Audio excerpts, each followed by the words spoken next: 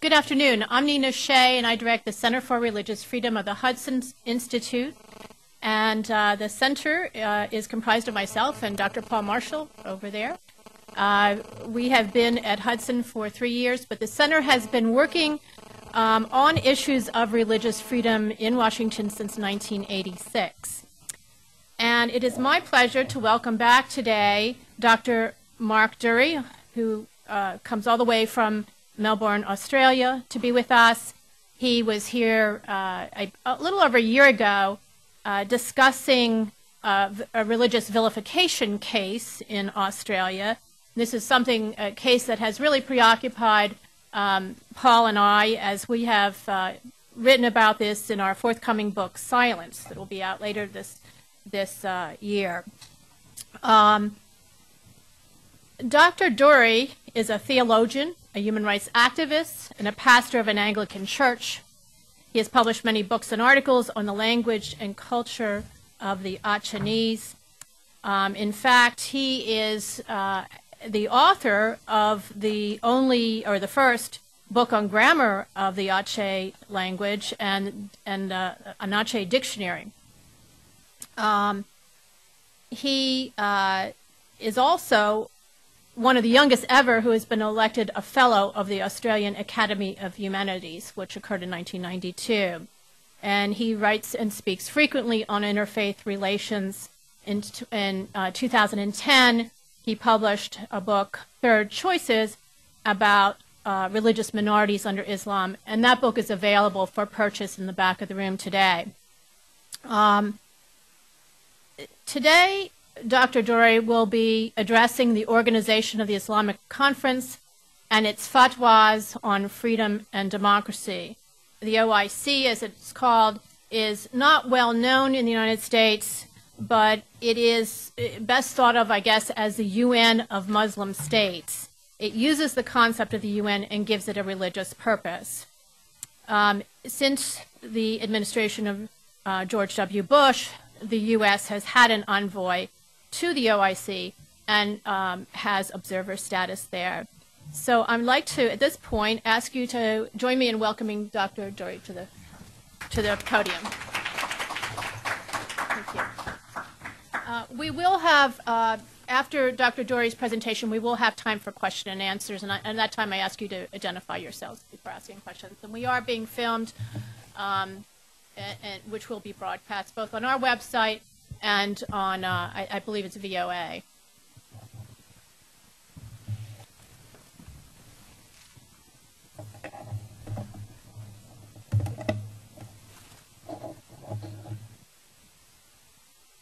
Thank you, Nina, for that introduction. It's really a delight, a pleasure to be here.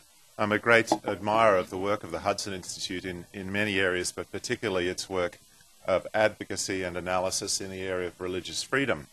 And they've made a huge difference, I believe, and will continue to do so. The organisation of the Islamic Conference was founded in 1969, and its constitution explains that it is, in effect, a political expression of the concept of the Ummah, or nation. This is a theological construct in Islam. A particular verse in the Quran is often cited in connection with the role of the Ummah. You, that is Muslims, are the best nation, that is the word Ummah in Arabic, brought out for mankind, commanding what's righteous and forbidding what is wrong. Today, I think there should be a PowerPoint.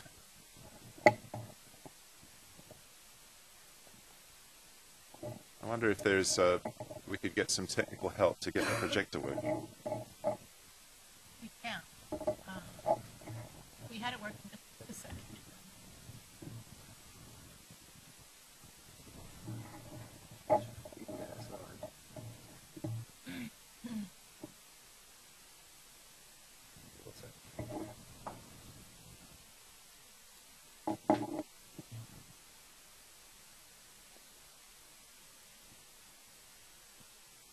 Oh, here we go.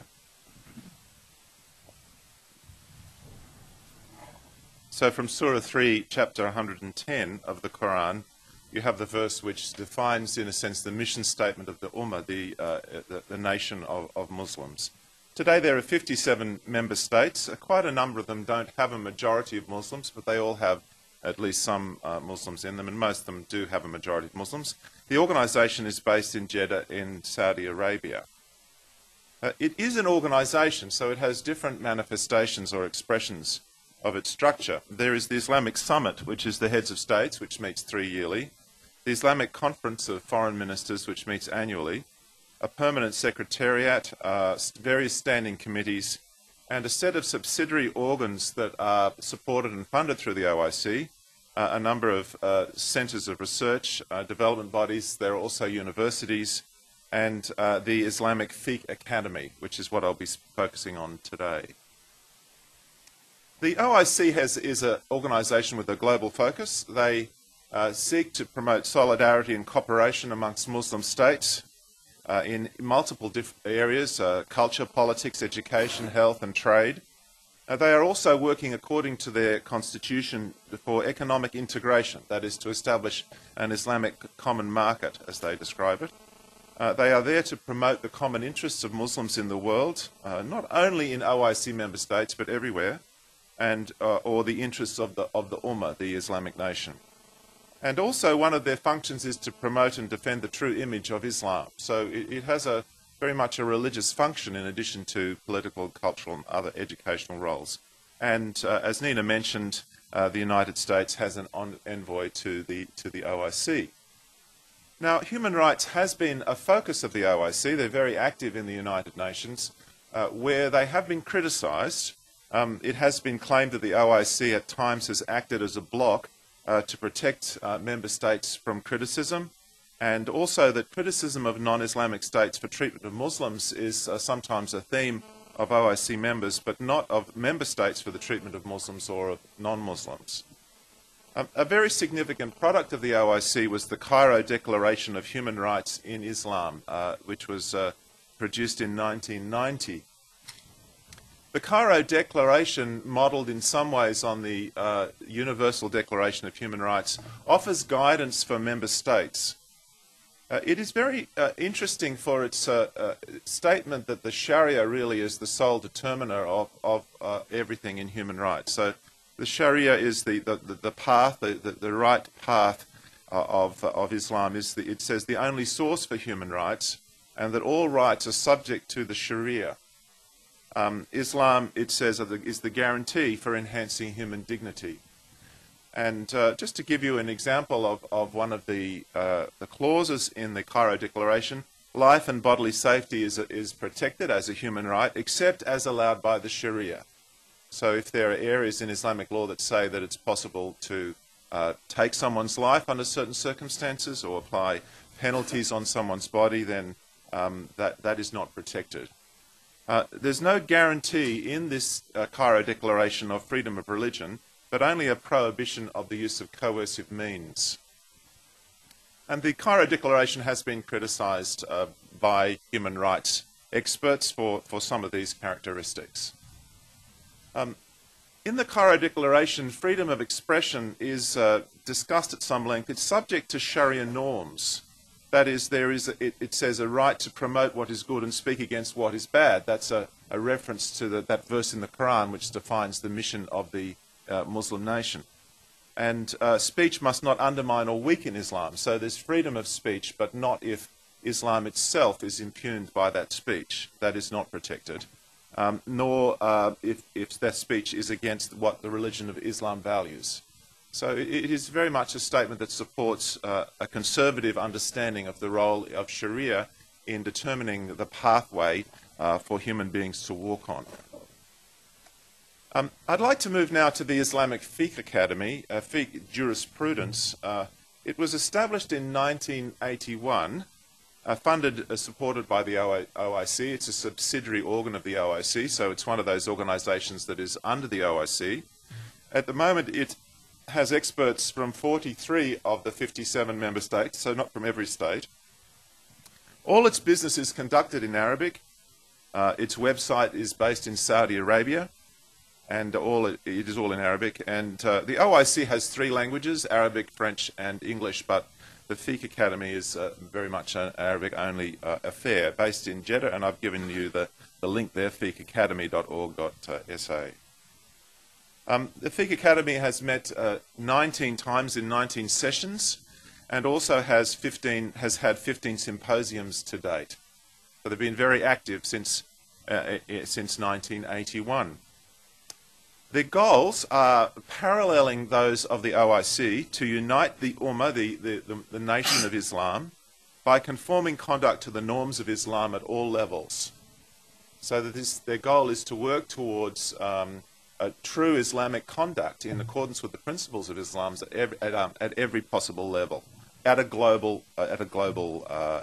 the global sphere. And also specifically to apply Islam to contemporary problems. There's an awareness that many issues are arising for Muslims all around the world in a rapidly changing technological environment and also shifting political environment. And the function of the Fiqh Academy is to provide advice or guidance, which is a central value of Islam, to provide guidance for how to live in the modern world. It is aiming to create a body of Islamic jurisprudence to meet the needs of modern life and to equip the Muslim world for living in the modern world. The main areas of work, in fact, the bulk of its resolutions are concerned with Islamic finance and economics. So securitization, interest, loans. Interestingly, many of the members of the Fiqh Academy are top-level consultants to international banks and financial agencies. They would be advising on Sharia finance. And they would be referring to the work of the Fiqh Academy, which has done so much work in this area over the last 30 years. They also work quite regularly on issues to do with medical science, medical ethics, cloning, vaccinations, treatment of AIDS, and so on. Part of the implications of living in the modern world. But also human rights issues have turned up on their agenda from time to time. I want to emphasize that the Fiqh Academy is an extremely distinguished body. I suppose for an American audience, the easiest analogy would be to say, imagine if the Chief Justices of all the states of Europe and the United States are met together. That's what the Fiqh Academy is like. Each nation has nominated their chief jurist or their most distinguished jurist to this body. So when they gather, they are all incredibly learned, very authoritative in their own countries, and working at the highest possible level in Islamic law. Just some examples. Judge Muhammad Taqi Usmani was a Supreme Court judge in Pakistan for 20 years and has been involved in the Fiqh Academy since the beginning. He's now, I believe, he's the Vice President, very distinguished jurist. Sheikh Ali Goma is the Grand Mufti of Egypt, and the Grand Mufti of Oman, another example. So these are not lightweights. These are not extremists. They're not radicals. They are the best of the best in the area of Islamic jurisprudence from the Muslim world, gathering together regularly to talk about the hardest issues that are facing the Muslim world. They tend to pass resolutions on specific topics. Each topic could go through extensive preparation, research papers and distribution of papers, commentary, and then discussion in an open forum at the meetings. This process, to quote from one of the sites, allows for a Muslim to see the final opinion without having to use up time and effort considering the search consultations that may extend to hundreds of pages. So the resolutions, as is not uncommon with fatwas in Islam, are usually quite brief, not giving the reasons, but the guidance is clear. This is the answer to your question. And I think it's important to understand that the simplicity sometimes of the resolution shouldn't deceive you in misunderstanding that, in fact, a great deal of thought and work, high-level work, may have gone into coming up with those recommendations. Another thing about the Islamic Fiqh Academy is that it has the backing of the OIC, which is a very significant political group, perhaps one of the strongest blocs in the UN in the world today. And there's also the unique prestige of the Islamic Fiqh Academy members themselves. And these two factors together mean that its guidance has to be considered to have great authority. One can't afford to ignore what the Fiqh Academy is saying, even if it is saying it just in Arabic. The Fiqh Academy's role in the development of global Islamic finance is huge, I believe, and as I mentioned, its members are distinguished leading consultants to global financial institutions. So I think it's reasonable to say that the Fiqh Academy speaks for the Islamic mainstream. It's not a marginal voice, but it is, to refer to what the Secretary General of IFA said, it is the supreme juristic reference for the Muslim world. Or at least that is what it's sought to be, and it's been working to be that for 30 years. Now, I'd like to look at some resolutions and discussions that have taken place at the Fiqh Academy relating to human rights and responsibilities. In 2009, there was a session of IFA, and they made a number of resolutions. Three of particular interest is one on domestic violence, which I'm not going to speak about today, but is quite a fascinating resolution.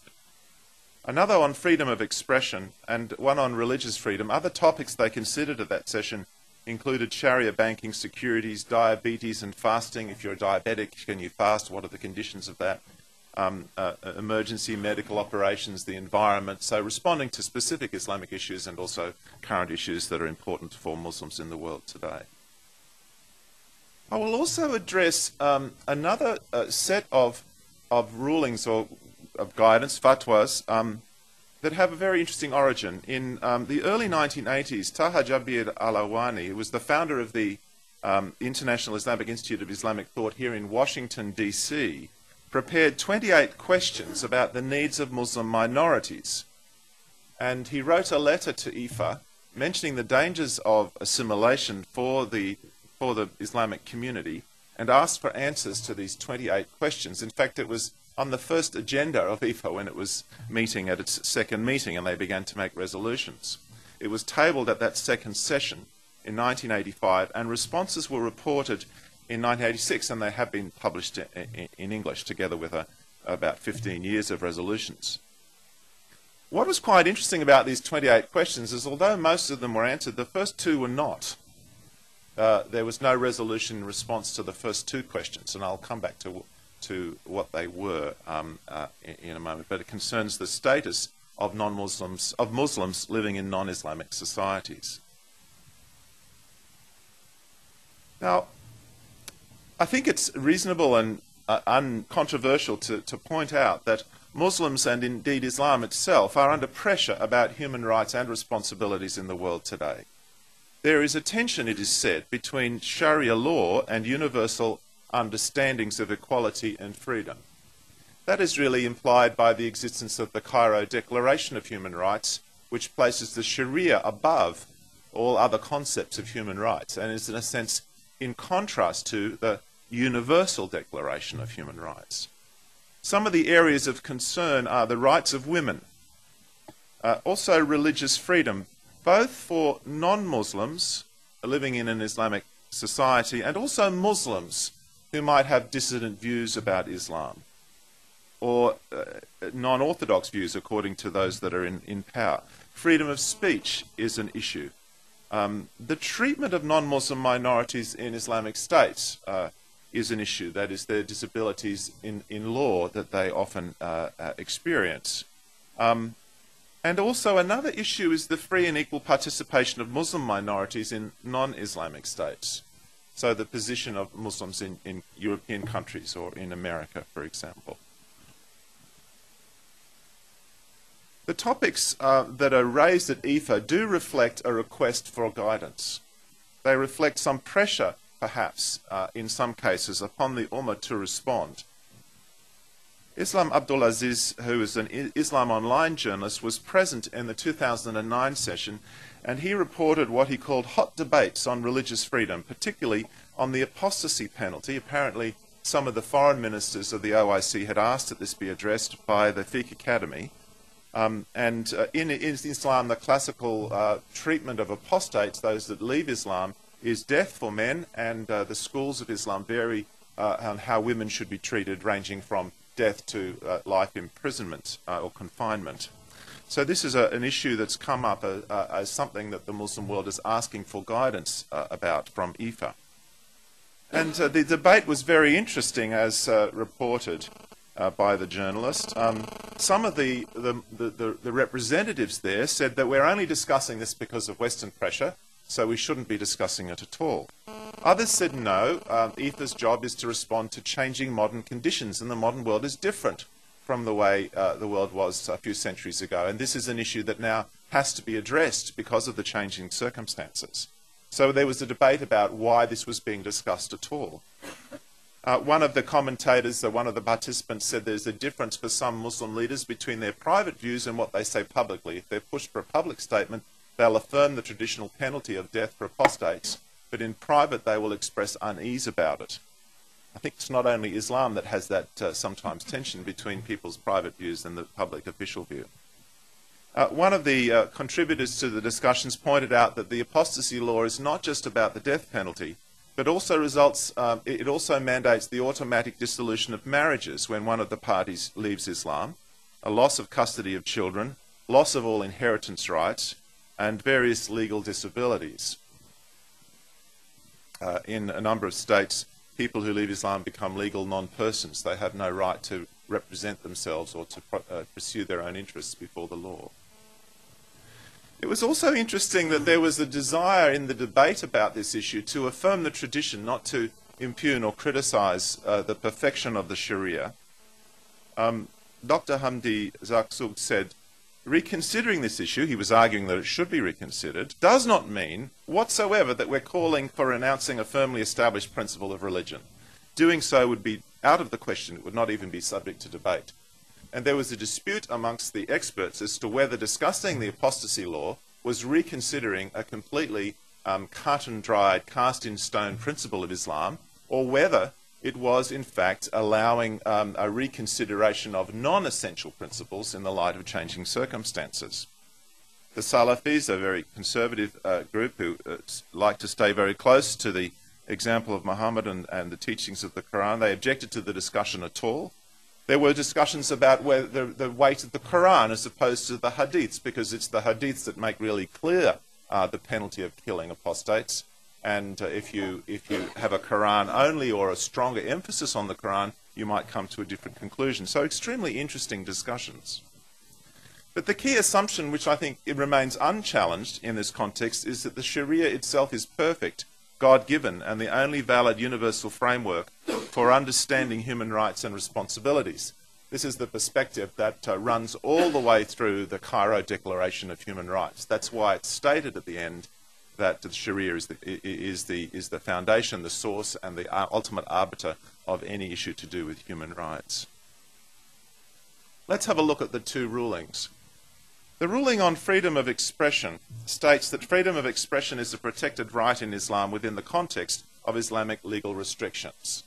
So people have freedom of expression, but not if Islam says they don't. And some of the restrictions that arise in Islam in relation to speech are that one should not offend others and their dignity. So hurting other people's feelings is a serious problem in Islamic law. It's also necessary to protect the interests, the stability, the security of society. The purpose of expression, the fatwa says, or the ruling, the resolution says, must please Allah. And freedom of expression does not extend to any sort of attack on the religion. That is, it's common in Arabic to refer to Islam as the religion, its rules, rituals, and sanctities.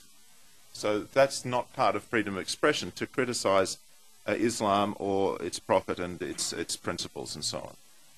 Also, freedom of expression must not lead to a break of the public order of the Ummah, the Islamic nation, and not create divisions among Muslims. So quite a lot of restrictions on freedom of expression. They call upon the states that are part of the OIC and Muslim governments everywhere, I suppose, to make use of available means to prevent the use of freedom of expression for insulting Islamic fundamentals and sanctities, or to sow fitna amongst Muslims. I think they're mentioning the word fitna is extremely interesting and important. Fitna in Arabic comes from a concept of trial or testing. And originally it meant persecution. But in the Islamic legal tradition, it comes to be extended to, some jurists would say, mean anything that undermines a Muslim's faith, or leads them away from their faith. And there are some very severe warnings in the Quran against fitna.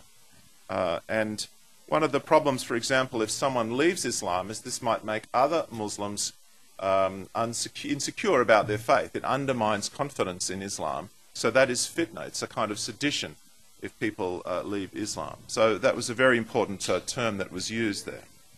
They also call upon states to enforce restrictions made to prevent defamation of religions and their symbols, and to establish international legislation to protect feelings, that is, religious sentiments and religious sanctities, generally from being insulted, ridiculed or maimed under the pretext of art, freedom of expression or otherwise. Indeed, the OIC has been very active in the United Nations for years to set up a framework of laws that would prevent what is called defamation of religion. In essence, the heart of the matter which we see in these rulings is really the defamation or the criticism of Islam and insulting of the holy aspects of Islam. So they're very, from a Western perspective, these are very strict restrictions on freedom of expression. You're free to speak, but not to speak, in essence, against Islam. This International Fiqh Academy resolution endorses the Sharia view of freedom of speech. I mean, freedom of speech is not a term in Sharia law. It's a modern conception, but the response to the claim of freedom of speech or freedom of expression is very much expressed from a Sharia perspective in this resolution. I think it basically supports the anti-blasphemy laws, such as that of Pakistan, and works to prevent criticism of Islam. Another critical reflection is that there's a lack of reciprocity in outlook. There isn't a sense that different religions should treat each other in the same way. That sort of consideration is not part of the framework. There is a problem too from the most Western understandings of universality of human rights in protecting feelings. That is, usually people say persons should be protected, and in the common law tradition you can criticize someone if what you say is true. Defamation only applies if you say what's not true. But when you get into the area of protecting feelings and prohibiting people being offended, it's very, very difficult to implement in a fair and equal way, because one person's insult might be someone else's true fact. And the introduction of laws to prohibit anyone causing offence creates, I think, many, many difficulties for human rights in the area of freedom of expression. The focus of this freedom of religion, moving on to freedom of religion. The other resolution was on freedom of religion. And the focus is actually very much on the apostasy issue, the freedom of people to leave Islam, and also to do things that might cause others to leave Islam, the right to reject Islam. It's not on freedom of religion in the sense of the rights of religious minorities. For example, many non-Muslim communities have legal disabilities in Islamic states. It's quite common to be very difficult to get permission to establish a church, for example, but usually much easier to build a mosque. So it's not focusing on those issues of religious freedom, that is the rights of religious minorities, but more on the apostasy issue. That's the one that's being pressed upon the Fiqh Academy.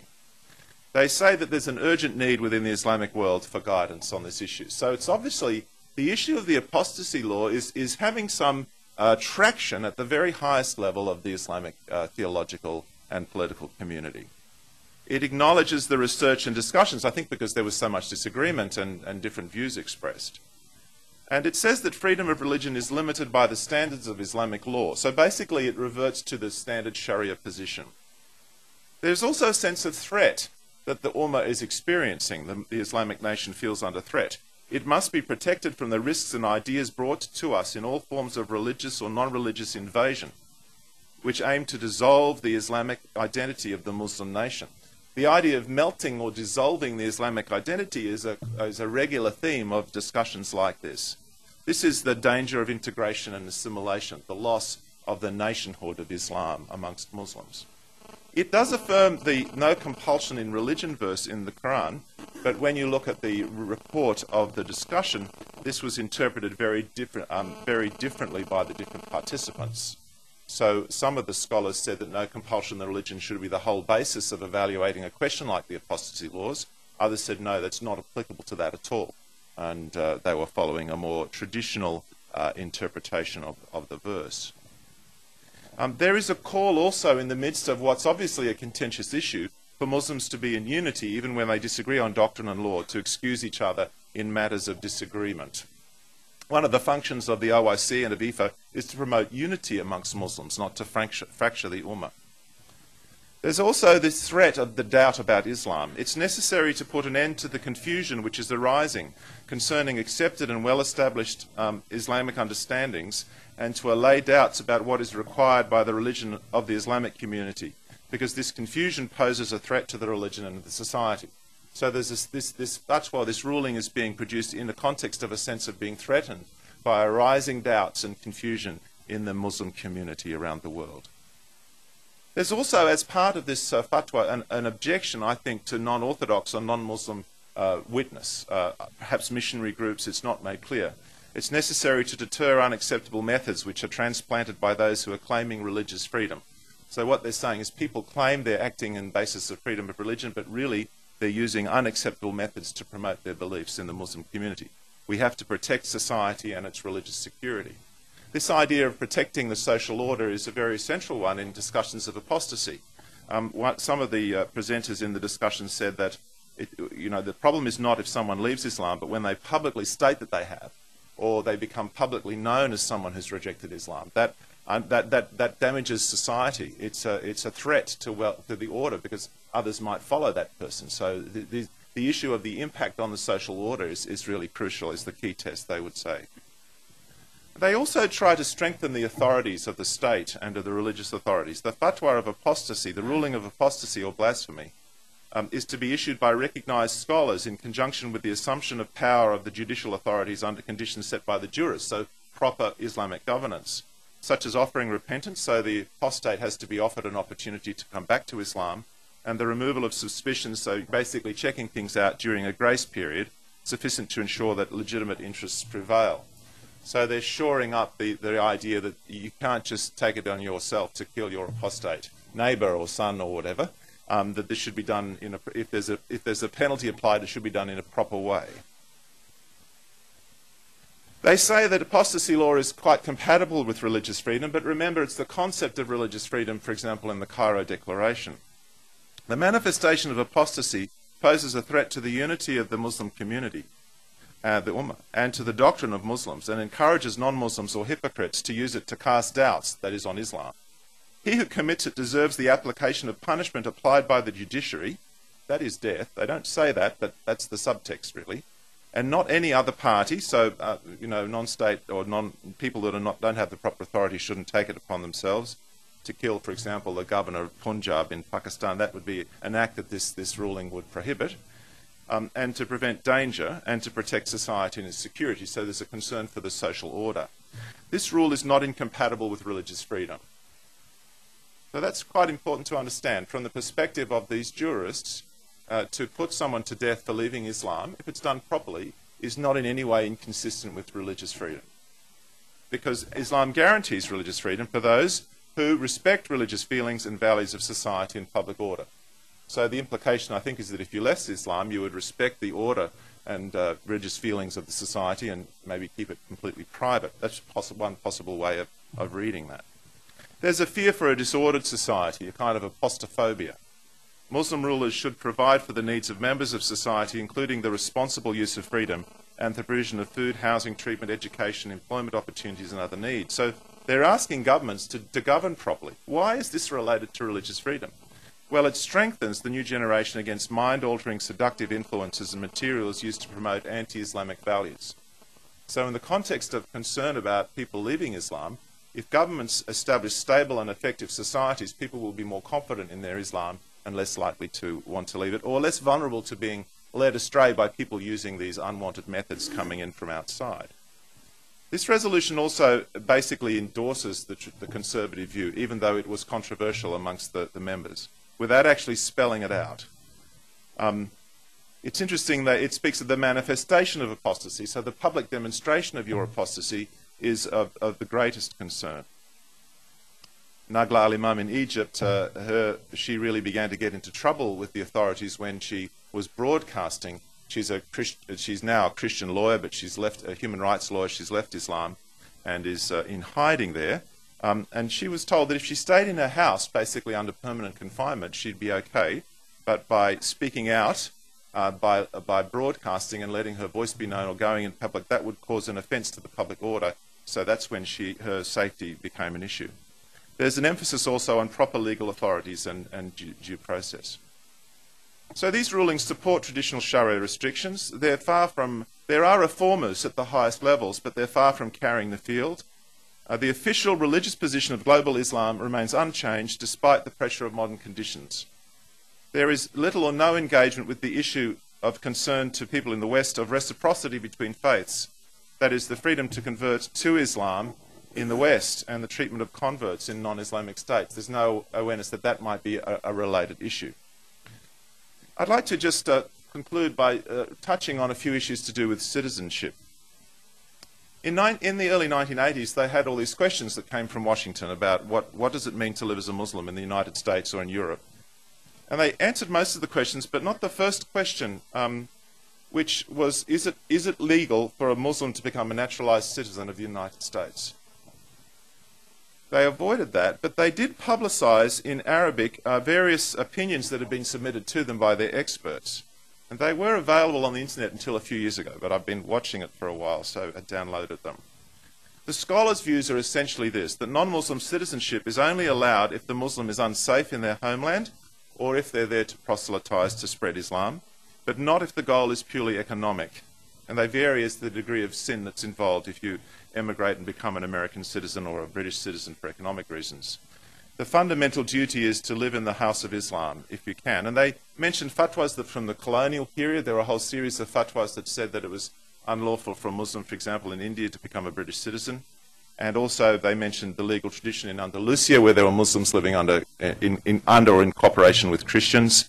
A very long memory. This is not a new issue, but it's become a huge issue, of course, because of the vastness of Islamic immigration in modern times. Muhammad Taqi Usmani, who is the very distinguished scholar from Pakistan, said that naturalization is prohibited if it leads to being proud of the new nation, preferring it to Muslim nationality, or to resembling the people of the new nation in daily life. This is a quite important concern that comes up again and again. You're not meant to look like or act like non-Muslims.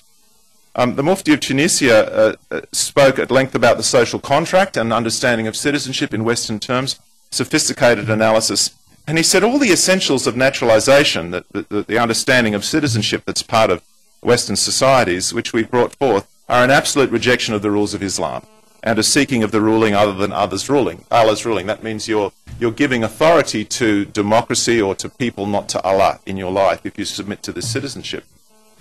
They also were concerned about the risk that if you became a citizen, you might be asked to fight against Muslims. So these are quite strong rulings, really, at the time in the early 1980s, mid-1980s. I must acknowledge that in the 25 years since then, the jurisprudence for non-Muslims living in non-Islamic states has developed enormously, and there are much more sophisticated and kind of nuanced positions now. So the Islamic jurisprudence for minorities continues to evolve. The classical view, which was that you weren't allowed to live in the lands of infidelity for more than 4 nights, no longer holds unquestioned sway. I mean, it can't, pragmatically, it doesn't work. But there still remain quite a diversity of views, and as yet the Fiqh Academy is not willing to put a view down in writing on it. There continues to be strong religious backing at the highest levels for rejecting non-Muslim identity after migration, so an opposition to integration or assimilation, seeing citizenship as a competing, not a complementary identity, seeing assimilation as a threat. I want to mention a question, or just quote a question that Montgomery Watt raised in 1993. Does the Sharia allow Muslims to live peaceably with non-Muslims in the one world?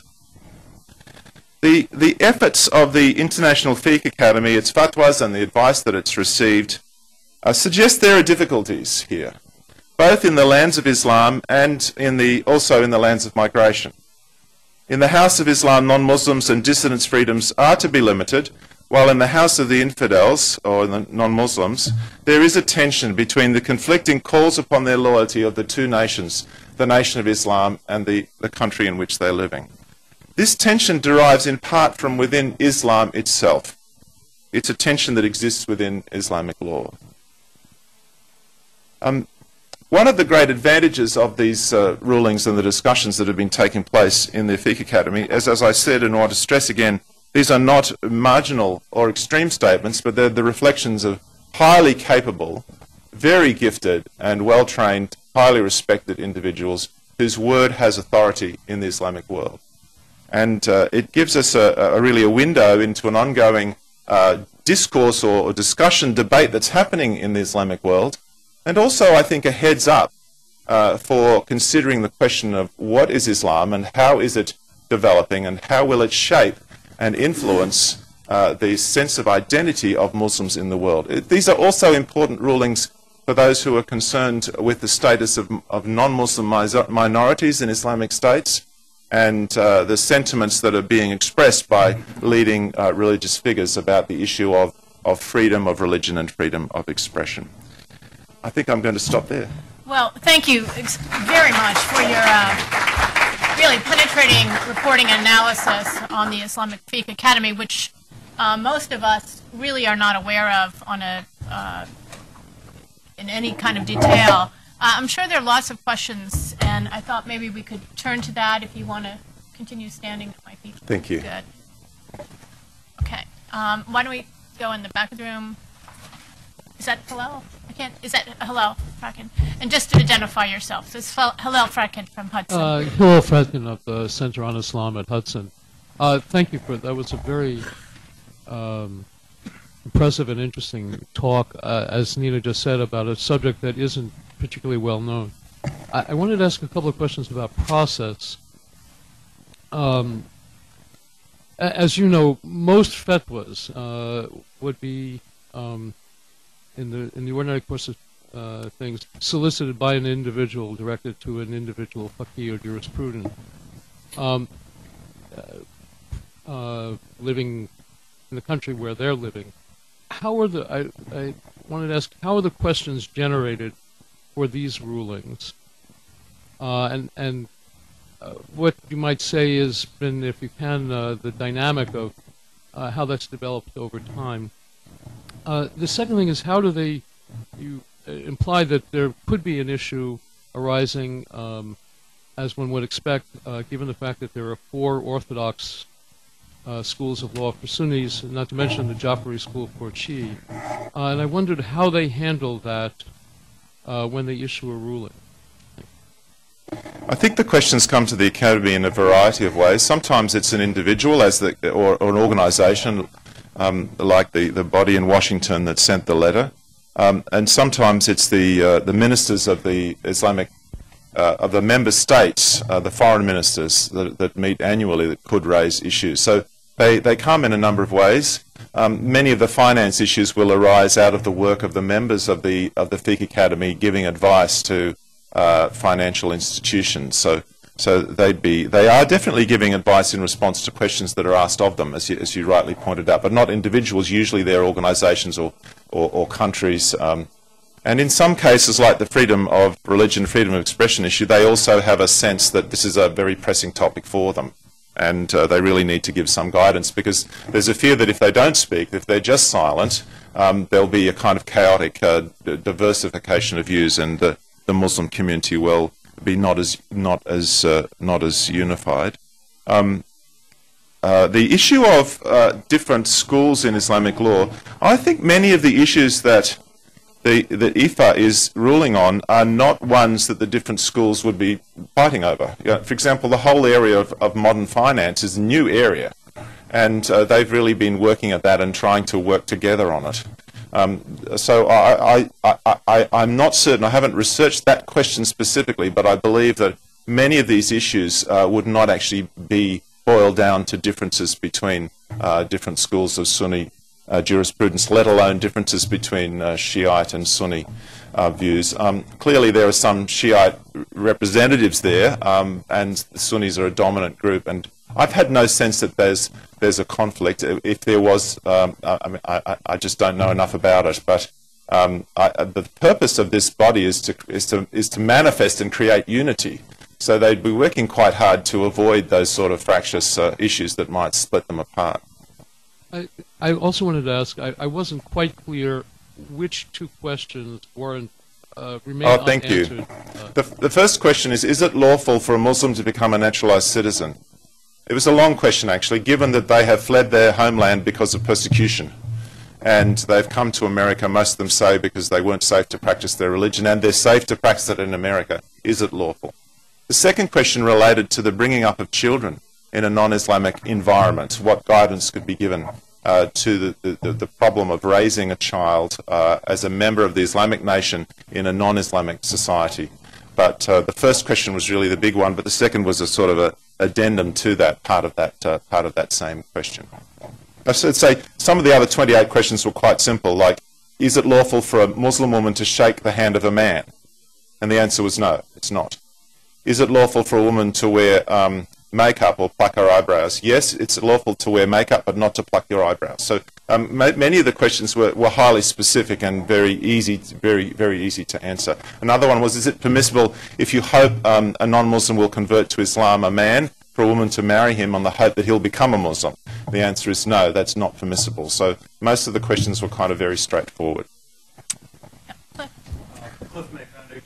Cliff, wait just for the microphone, because we're recording it. Cliff May, Foundation for Defense of Democracies.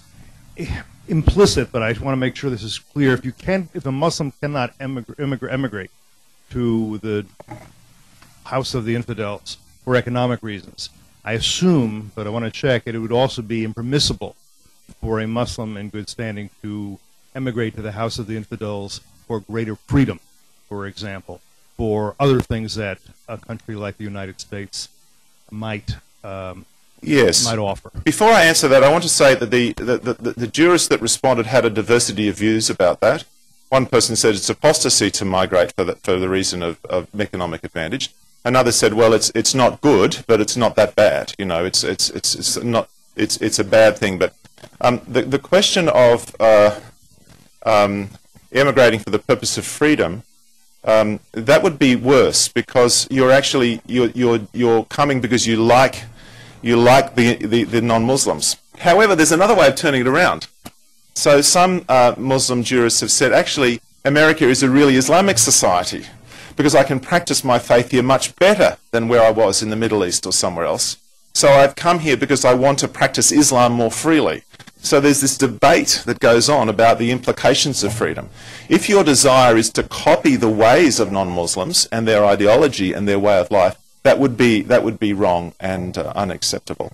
Did I answer both your questions? Well, actually, the second part of the question I hadn't asked yet, but it's sort of related. When you use the phrase, I know you're being careful in your language, little engagement with the issue of reciprocity. Yes. Would you consider it unfair if somebody were to say what that really means is they have a view in that Islam is above and enough to be seen as the equal of other religions, and therefore there cannot be the same respect for other religions that other religions are to give to Islam? It's very difficult because words mean different things to different people. So the Muslim scholars would say that they do give respect to other religions, but undoubtedly the classical view is that Islam rules, it's never ruled. There's a verse in the Quran that says that Muhammad was sent to make Islam triumphant or be preeminent above other religions. So the worldview of supremacy of Islam is an underlying kind of assumption or premise that informs many of these discussions. It is, however, extremely difficult to engage in dialogue because the words mean different things. So the scholars, the IFA scholars, they define freedom of religion quite differently, as I've shown. They don't see putting someone to death for leaving the faith as a problem for freedom of religion. So the terms mean different things. The word respect means different things. So respect for Christians might mean a different thing from respect for Muslims. And the desire to establish a kind of a discussion about the problems of reciprocity is a kind of a pressing issue in the world today. And it'll come up more and more, but it's something really worth focusing on. No, I think the traditional Islamic view is that Islam is superior, And one of the roles of Sharia is to manifest that superiority in political and social conditions. This gentleman here. Adam Sabat, Center for Security Policy. The organs of the OIC I'm familiar with, the Islamic Development Bank, IDB, the financial arm, Islamophobia Observatory, the monitors speech in the West, are basically subservient to the Secretary General's office or political directives. Thank you for enlightening us on the IFA. It seems to me, because of the religious character, it could actually drive policy rather than taking direction from the Secretary General. So if you'd speak to basically the bureaucratic relationship, and is the IFA a rubber stamp for the Secretary General? Not at all. Okay, so you can't get a group of people of this seniority and influence in Islamic jurisprudence and tell them to just come out with things that are against their conscience. They will not do it. right. Look, it is a very complicated relationship between religious authorities and the state, because in many countries it's the government or the ruler that appoints the Grand Mufti. This is an age-old issue in Islam, the tension between religious authority and political authority. But so all these individuals at this level would be sensitive to political implications. That's the nature of their position and the fact that they're functioning in leadership in an environment where Islam and politics are integrated. There's no difference between religion and politics in the Islamic tradition.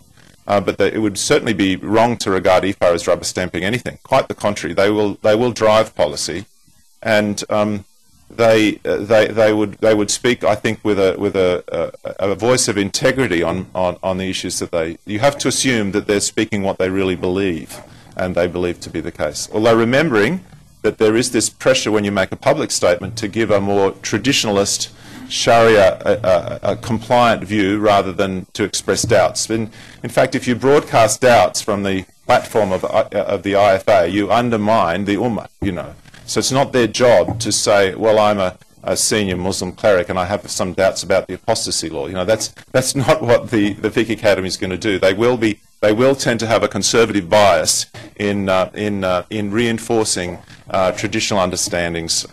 But they are obviously working on new issues all the time, so there's a tension there inherent in their work. That's really their bread and butter. They're experts at managing that and trying to find their way through with it. Also, if I could interject, correct me if I'm wrong, I think that about a third of the member states of the OIC are not even Muslim-majority states, That's right. nor are they Islamic states. And Paul Marshall's written about this in the article that you have on your chair. And some of these states, when the summit was held in 2005 in Mecca, the heads of states could not even attend the meeting in person. So certainly this body would not prevail in any dispute over Islam, over the IFA. That would prevail. The IFA would be... for that reason alone, it would. Yes. The body would be subordinate in a way to its subsidiary body, which is an anomaly. But Nina's point was that it's not possible for non-Muslims to go to Mecca. So if they hold a meeting of heads of states in Mecca, those heads of states that aren't Muslims can't attend. But yes, quite a number of the states in the OIC are not majority Islamic states. They might have secular constitutions. They've joined for lots of reasons. There might be economic and political advantages to be part of the OIC. There's many aspects to the OIC's work. I think the last comment is the question is very true. The International Fiqh Academy is a very important body that has they would drive a theological policy, and because the members of that academy are themselves leaders in their own countries, they have authority to command a following in their own countries. They have a capacity to back up what IFA does and to promote the views that they've been part of forming to their own constituencies as well. okay, back there, is that Doug? Is that you? Yeah. Doug Fife, Senior Fellow here at the Hudson Institute. Thank you very much for that presentation. Did the Fiqh Academy address issues coming out of the 9/11 attack? Have they addressed questions about jihad and the kinds of things that are of particular national security interest to They may have done other countries? They may have done a few rulings on that, but it's not been one of their major focuses. Interestingly, they made a statement recently deploring the massacre of Christians in Egypt on New Year's Eve. So that was quite striking that they felt the need to do that. The Secretariat responded. So they rejected that violence. Their view, I haven't studied that particular issue, but it's not their major concern. That's not their major concern. Okay, over here. We'll go from the back. Hi, Jerome Sokolovsky with Voice of America. I'm just curious if you have a sense of how influential these rulings are on local imams in non-member states.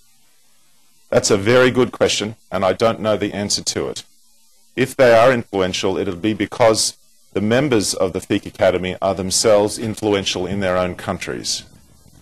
But the local imams probably have their own texts and their own training that they fall back on. But you need to understand the Islamic world is incredibly diverse, and people are working at emerging issues in Islamic jurisprudence that are changing.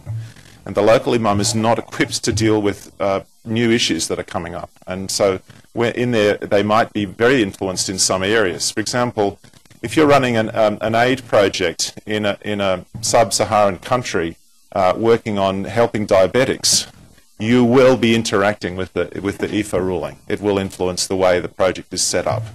And if the OIC is involved in medical science developments and supporting developments, they will be taking guidance in terms of that. So it will depend a bit, therefore, on the topic. If you're looking at an issue like apostasy law, obviously local Muslims will have very strong views about that one way or another, and they might not be so influenced by a fairly carefully worded statement from IFA. But if you're looking at, say, genetic engineering or issues to do with Islamic finance, they might be very much strongly guided by it. But I haven't studied the implementation process and impact of those fatwas. Okay, in the middle. On this side. Hi, Courtney Rad with Freedom House. The OIC announced a couple years back that it was creating a new Human Rights Commission, and I'm wondering what role IFA might play in that, or if any, and if you have any. Yeah, I can't comment. I mean, IFA's role is to give an Islamic view. So they will give a theological statement, and I'd expect that I can only guess that a human rights organisation, its primary function would be to lobby at the UN and in other places to pursue Islamic human rights concerns, and they'd be influenced by the guidance provided by IFA, but they would not be under IFA. It would be like the guidance is out there, and they'd have to consider it. But so that would be. There's lots of interesting questions that arise about the role of the Islamic Fiqh Academy, and unfortunately I can't answer them all.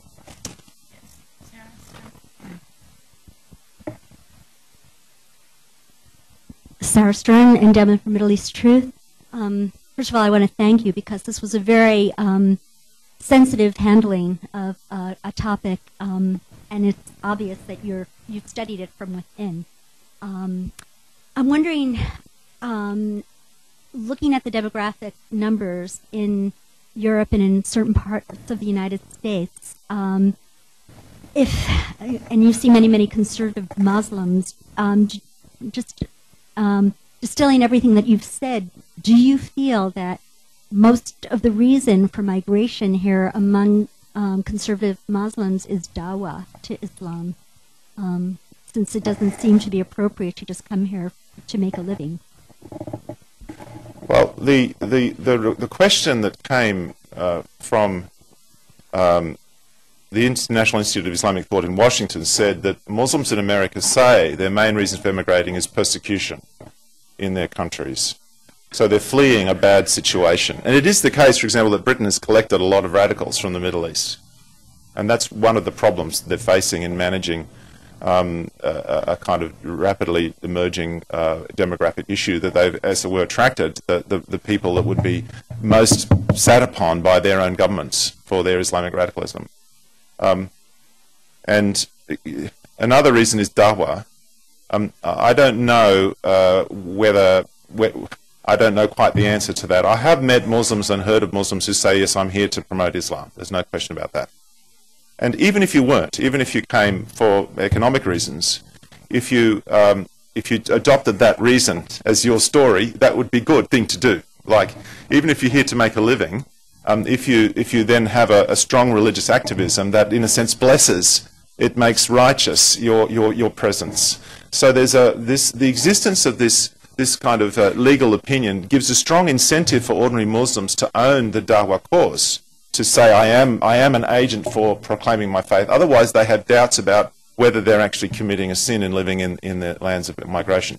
I must say that the jurisprudence for immigration, or the lands that the Muslims in a minority situation, has rapidly evolved in 25 years. So now there are attempts to develop more understandings of a kind of a social contract that's not in conflict with Islam. But what you'll find is a fragmenting of views about how to respond to that. Really the most difficult problem long-term for harmony in non-Islamic states is the emergence of a Sharia-compliant society within the state. So multiplication of Sharia courts up and down the UK, where a woman will not be able to have her divorce recognised by the Muslim community unless it's done by a Sharia court. And that means that her rights at law are determined by the Sharia, not by the common law of England. So you get two classes of women in the UK, those who have the rights of common law and those who have the rights of Sharia.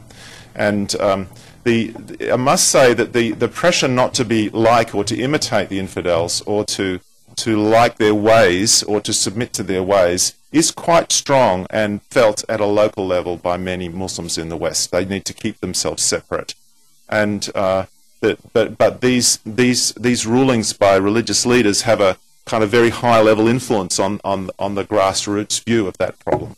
But there's no doubt that the guidance that is produced by Islamic leaders will have an influence in shaping how Muslim minorities will respond to this issue of how they exist.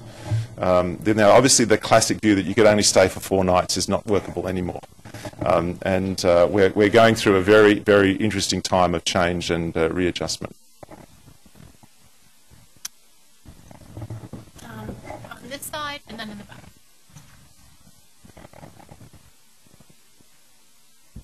Thank you. Here at Hudson as well.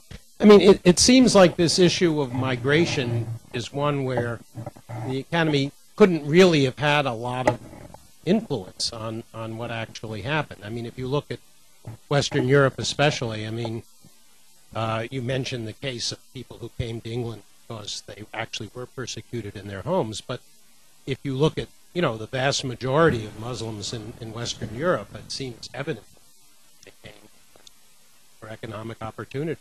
Certainly the Turks were invited in as guest workers. What is that?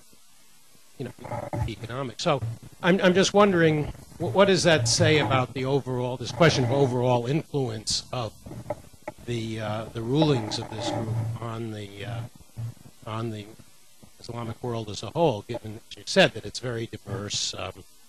There hasn't traditionally been a single authority of the Muslim world. Various schools of law among the Sunni, Sunni and Shia. So this is, in some sense, a new development, is it not? That it is. Have a pan-Islamic legal system, and I just wonder how one gets a feel for how effective this is. Yes. I think I see those opinions from scholars as a litmus test. As a sort of a litmus test of what religious authorities in Islam, serious ones, are saying about this issue. So it represents not just the 6 or 7 voices that have been collected by IFA, but actually thousands of people. And within Islamic tradition, in Islamic law, the view about not imitating non-believers and not seeking to like their ways, rejecting having them as your guardians or relying on them for your protection, that's not disputed. That's a very strongly held value. Muhammad said that migration for reasons of persecution is no longer valid after a certain point in his career. You have to go where there are Muslims and be part of the Muslim community in a position of dominance. So these are not marginal views; they're quite deeply held. But these fatwas are quite important for understanding the challenge that the Muslim minorities will face in re-theologizing their experience. The British found themselves, the Queen of England found herself ruling 1/3 of the world's Muslims. It's not a new problem. And the way she resolved that was to get a fatwa from Turkey, from the Caliphate, to say that the British Empire was Dar al-Islam, the House of Islam. And the particular form of jurisprudence that applied in Turkey was more susceptible or open to that ruling. That is, if you had a ruler who might not be a Muslim but was righteous and allowed Muslims to follow their legal requirements, then they could consider that the land they were in was Islam, and that allowed, in a sense, the Muslims of India to stay put. So you can, or you'll see Islamic leaders in America saying this is an Islamic country because we are freer to practice Islam. Now, what they're really doing when they're saying that, they're not just saying how much they like being here. They're saying we have permission to stay here because we're not living in the lands of infidelity.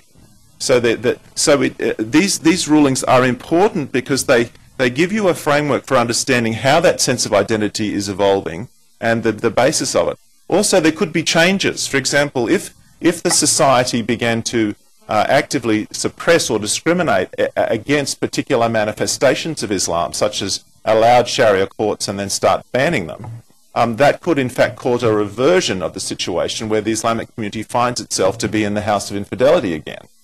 And so you've got long-term policy issues about how to, in a sense, manage the sense of identity of Muslims living in a non-Islamic environment. They're very sensitive issues, and they'll continue to evolve and change in the years ahead. I wanted to ask a follow-up related question to this. Hillel Fradman again. You mentioned, of course, that there's a great preoccupation with unity in Muslim law and also in the expressions of this body, and a great preoccupation with its opposite, fitna or sedition or disunity. And that's a very, very old preoccupation, but it stems partly from the fact that there was a great split early on, and there remain many splits,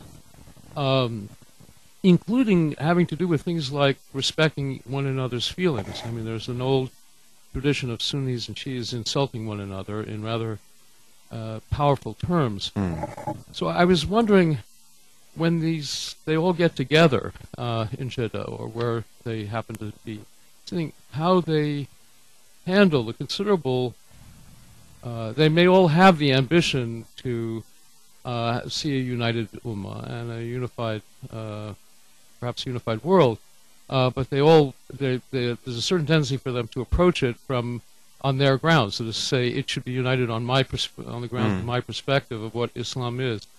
So what's your sense of how they handle that? Because there are and remain very powerful disagreements among themselves. Yes, I really can't comment. You're in the area of kind of individual psychology and personal experience, which I don't have access to. My belief is that the impetus to unity is a theological requirement that's really hardwired into the Quran. It's not a result of kind of later political developments. It's very clearly in the Quran, this call to be one.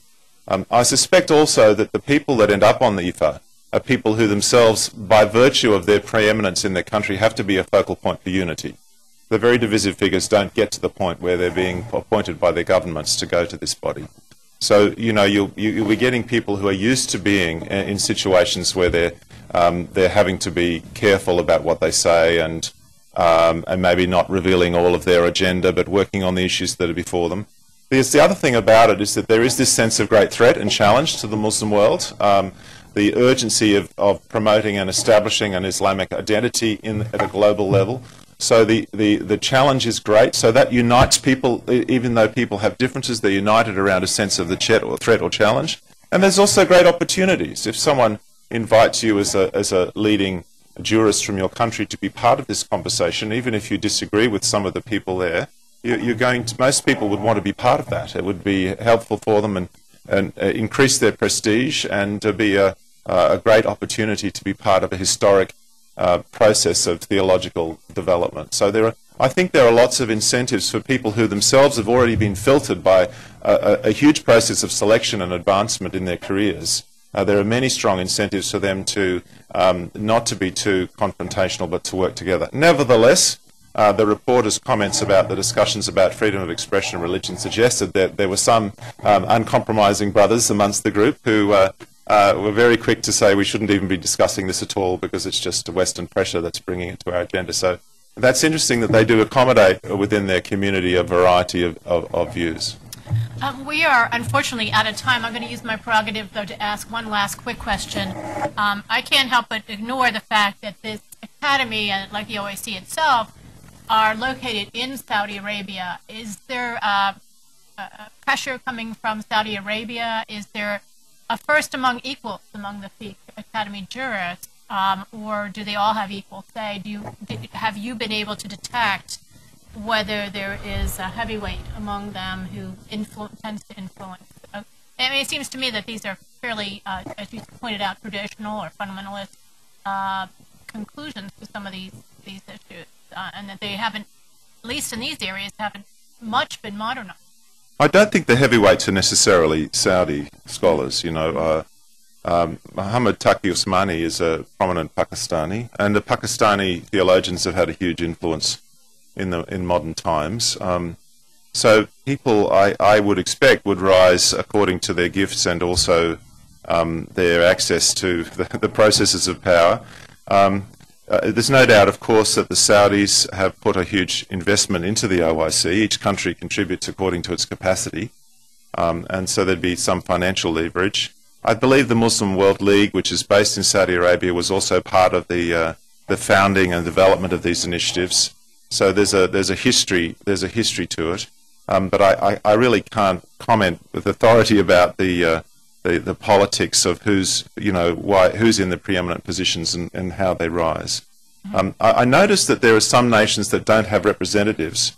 It's possible. I'd be interested to know why. It's possible that to actually find someone with who can command the respect of the knowledge of Islamic law and also the fluency in modern Arabic, standard Arabic, to be part of that conversation is quite a high barrier in some countries. It's also, I find very interesting about this group is that they are, of all the many organs of the OIC, perhaps the most Arabic focused group. You know, and that's one reason why people are not looking at them. And they're very well worth the study. Everyone's saying, well, who speaks for Muslims? You know, isn't there all this diversity? Actually, at the highest levels of jurisprudence, there's a remarkable uniformity, not diversity. And that uniformity reflects a consensus in traditional Sharia, and also, I think, a uniformity of will to engage with the challenges of the modern world in a way that draws Muslims together and doesn't push them apart. Mark, thank you so much for your presentation today, and please also convey our condolences to all the victims of the floods in Brisbane. Thank you. Thank you. Thank you.